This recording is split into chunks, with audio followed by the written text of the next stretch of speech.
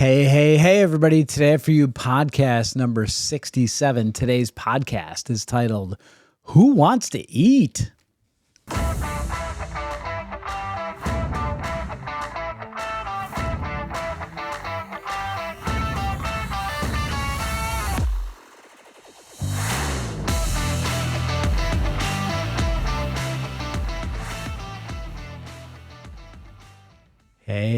Hey, everybody. Welcome to this week's edition of your weekly Limitless Life Network podcast.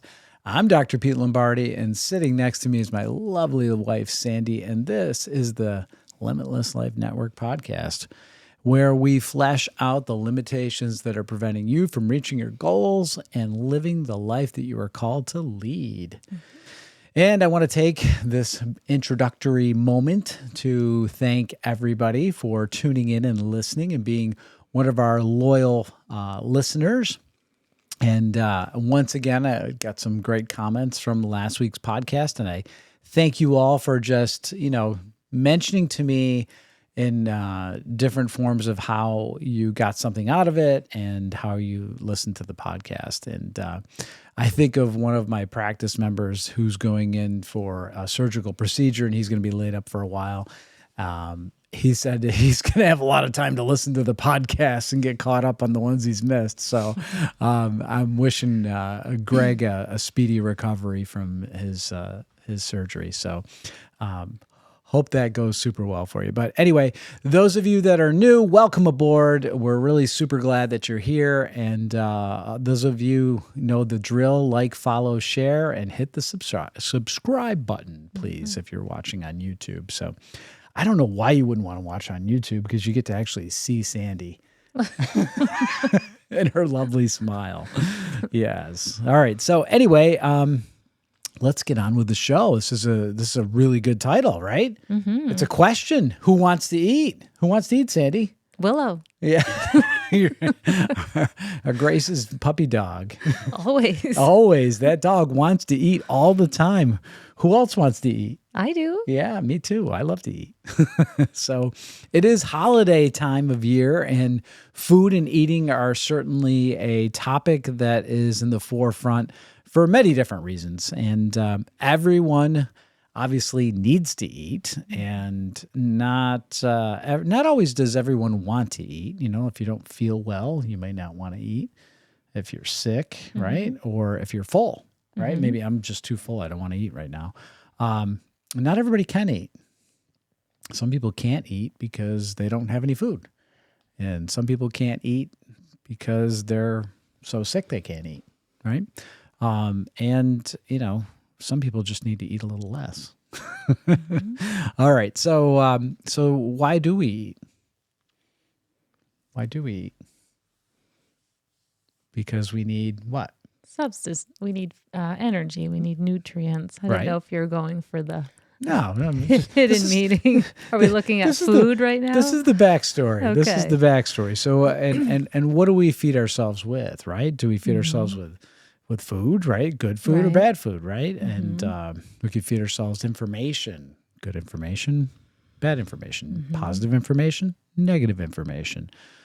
Thoughts can be, our thoughts can feed us, right? What we're thinking, positive or negative, images, relationships. Like, there's a lot of ways to be fed, right? More than just what we're, food. Yeah. More than just food, right? And so we're gonna use food as a baseline part of this metaphor, but it applies to these other areas as well. So if you can follow the food analogy, and then we'll take it to other areas too. So on with point number one. Okay. Point number one is everyone will consume something, right? Mm-hmm. So the question is, what are you going to consume? And here we were talking like we need to be intentional and deliberate with what we're going to consume. Right. We need to be intentional or deliberate with. So that makes tons of logical sense. Mm-hmm. Now, sometimes, I don't know how this happens, but things that are logical and they seem very right and very direct and very black or white, why is it that they don't seem to always, it doesn't always go that way? Mm-hmm. Like, to put it into action, it doesn't necessarily just happen all the time, right? We're not always intentional. We're not always deliberate. So what's the opposite of that? What's the opposite of being intentional or deliberate? I think we actually did look this up. So you can read these if you want. Well, the opposite of deliberate would be ignorant, was one we chose, thoughtless, unplanned, careless, yes, accidental. Yeah. So unplanned. Does that sound like any of you out there listening? Do you go about some things very unplanned? How about food items? Just think about the eating side of things. If you don't plan something, right? If you don't pack a lunch, what happens, right? You're just all of a sudden you're super hungry, and next thing you know, you're just foraging for the closest, quickest thing to satisfy that immediate need, right? And that spills over into other areas of your life too.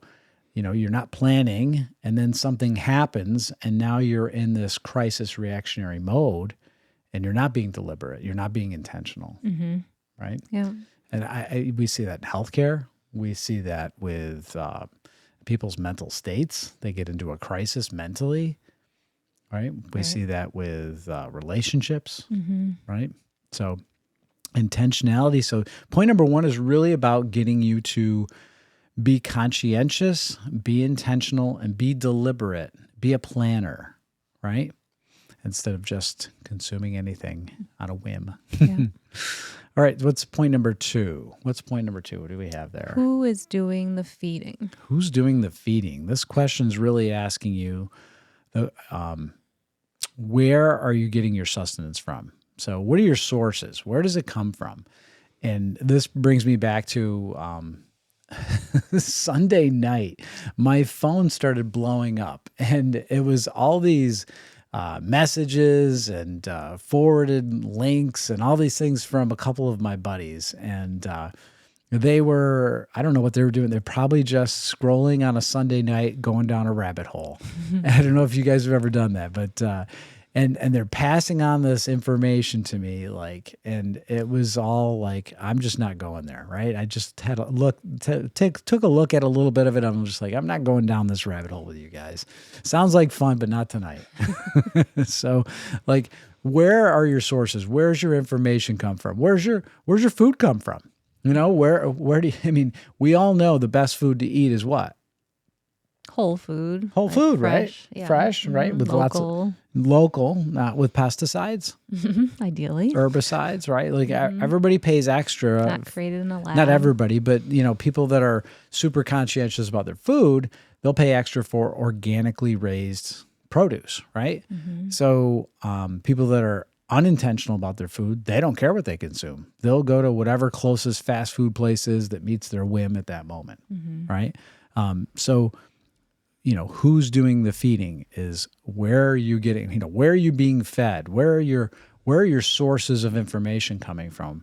Go ahead. Well, I was going to say, I think if we're scrolling social media, right, any type of app, we may not even realize the sources that are behind the information we're getting, right? Yeah. And I think that can just be, you're filling a void. You have time, and we're so used to having all of our time filled that if there's downtime, we're looking to fill it, and then it's just all this information infiltrating without us being intentional about it. That's a great point. That is when you create a void in nature, that void will be filled somehow. So when somebody said this to me one time, that if you don't plan your life, someone will plan it for you. Yeah. And I thought, really? Somebody's going to plan my life for me? And I noticed that on time, when I have extra time, I can very easily waste that time doing less meaningful things.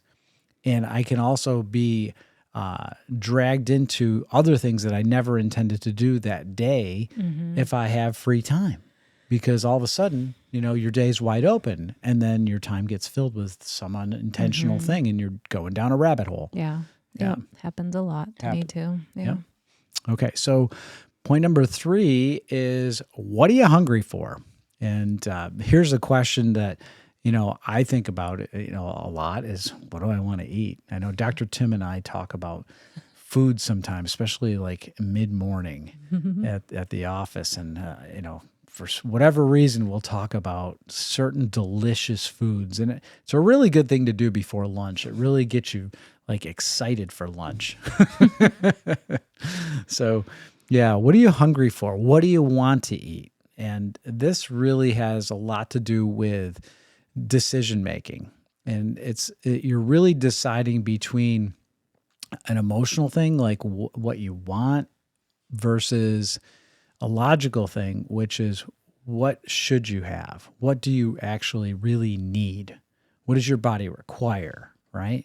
So ultimately, what's going to be the best for you, right? So versus, what do you want? Like, I want ice cream. I'm just thinking in my head too, like if we take it beyond food, like what do I want to eat? Like what books do I want to read? What new skill do I want to learn? Like how often are those thoughts, in our mind? Like, if we go beyond daily sustenance, like, improving our mind and our relationships or that kind of thing. Yeah, building your toolbox. Yeah. Building your resources. That's being very intentional. Like, say, I'm going to learn, you're going to choose to learn a skill. You're going to choose to learn some type of information. And there's tons of information out there, but if you're intentional about it, you can actually build a toolbox full of useful skills, useful knowledge, useful information to better serve other people. Yeah. Right. This was totally not planned, but I'm just thinking this morning during homeschooling, I went to Pete because Grace and I were struggling, and she was just, I don't want to learn this, we were learning the order of operations in algebra, and just kind of defiant, doesn't want to learn it, doesn't want to follow the steps, wants to try to skip a few steps, then wonders why the answer's not right. And we sat her down together and talked, but the end result was the more tools you have in your toolbox, the better leader you're going to be. Like we said to her, you have very much a leadership personality. You don't want to fall under my leadership right now with school, but she's got that driver, strong leader personality. I said, you're a lot like your dad. And then you said, this, say algebra or your writing skills, all that are just tools in your box that will give you more freedom as a leader someday, but you've got to build the toolbox. Yeah, and I used an analogy for her, which she really, I think that hit home to her more than anything, was if you were to go out into the wilderness to survive, which that's what a child's going to eventually do, is go out into the world to try to survive and thrive, hopefully, right? So if you were to go out into the wilderness and you could take as many tools as you could carry with you, would you want to take as many as you could, as many resources, as many things that you could use to survive and develop a place, a shelter, and gather food and all that stuff? What would you want to take as little as possible? Because, they're heavy and they're cumbersome and it's not really necessarily fun getting all these things, right? And she's like, no, I'd want to take as much as I could take. I'm like, yeah, because it would make your job easier. It would give you more options. It would give you more opportunities. It would allow you to hopefully be more comfortable. Survive. Yeah. Be more successful in the end. So, that was the point there. So every day we have opportunities to decide, make a decision, what do we want to do with our time? What do we want to do with our attention and intention, and take action on that? Yeah. So that brings us to point number 4. In order to eat, there has to be preparation. There's got to be a cook. There's got to be a chef, right? So we have a chef today. Yes.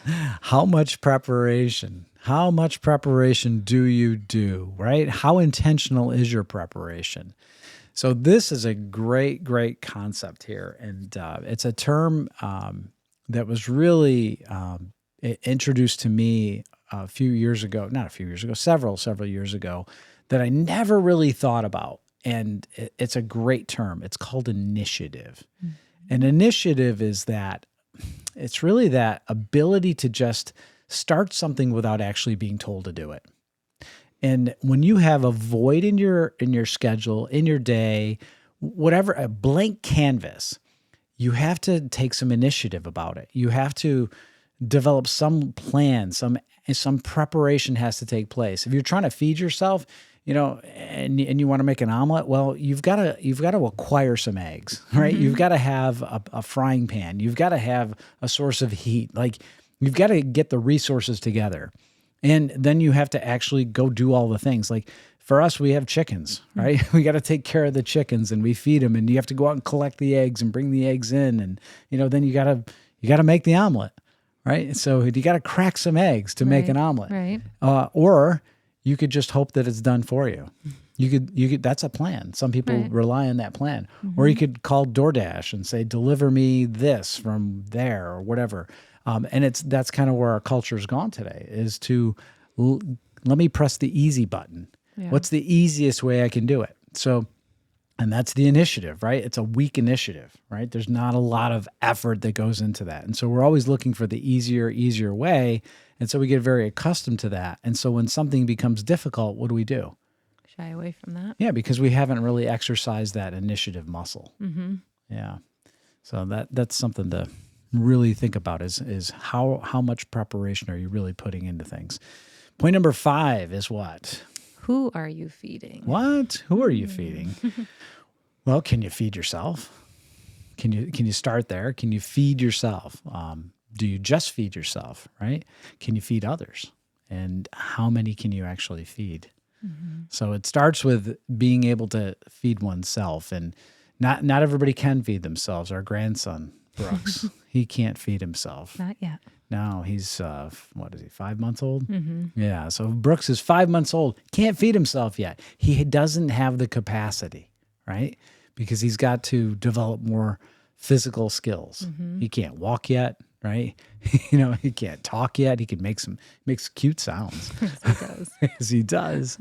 And, but he doesn't have the capacity yet. But he's being taught the capacity, isn't he? Yeah. And actually, while we're on this podcast, Grace is down making chicken riggies for dinner tonight. We've challenged her to cook one night a week. And so she's been taught the steps and the safety skills to use the kitchen. So, have we been given the education, the skills, the knowledge set to feed ourselves? Right. And then there's a whole population that we have in the world today that doesn't feed themselves. Right. Mm-hmm. They are, going to food pantries and trying to acquire the resources there, right? The raw materials to feed themselves.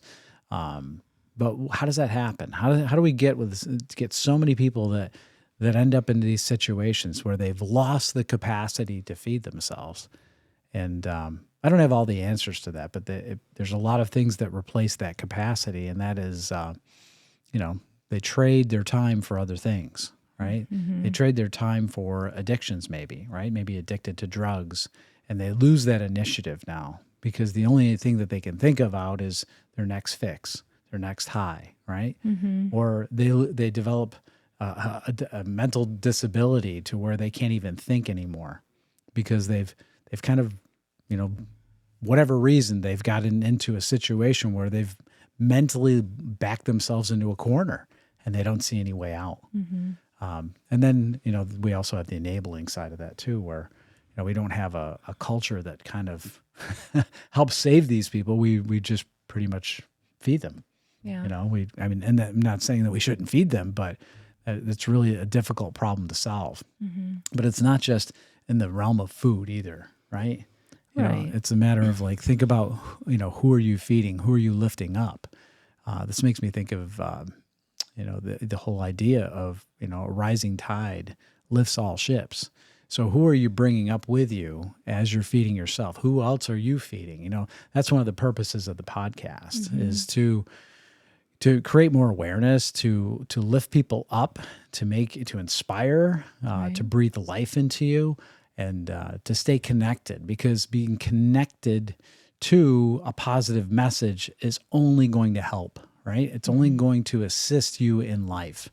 And, you got to think about, who are you feeding? And I think of, who am I feeding? I'm trying to feed myself, but where do I start first?